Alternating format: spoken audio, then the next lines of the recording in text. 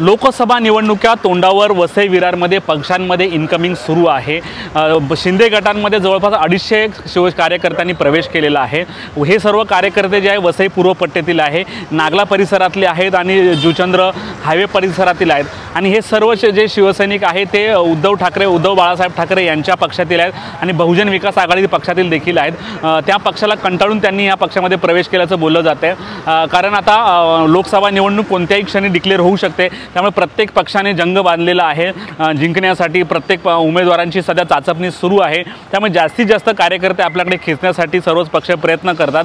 त्यामुळे वसई विरार परिसरातल्या उद्धव बाळासाहेब ठाकरे गटाला मोठा हा धक्का मानावा लागेल, कारण ह्या जवळपास 250 कार्यकर्त्यांनी प्रवेश केला आणि त्यातील निम्म्याहून अधिक कार्यकर्ते हे उद्धव बाळासाहेब ठाकरे गटातील आहेत, तर बहुजन विकास आघाडी देखील मोठे कार्यकर्ते असल्याचं बोललं जाते।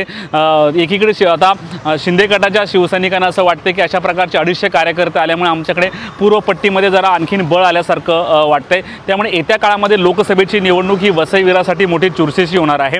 या कार्यकर्त्यांनी प्रवेश घेतल्यानंतर निलेश तेंडुलकर यांनी नेमकी काय माहिती दिली आपण ऐकूयात। महाराष्ट्राच्या मुख्यमंत्र्यांचा कामाचा जो वेग आहे आणि सर्वसामान्य मुख्यमंत्री, सर्वसामान्य गरीब जनतेचा मुख्यमंत्री आहे, यांच्याकडे बघून मोठ्या प्रमाणात आज बहुजन आघाडी, उद्धव ठाकरे गट आणि विविध पक्षातील कार्यकर्त्यांनी शिवसेनेमध्ये प्रवेश केलेला आहे।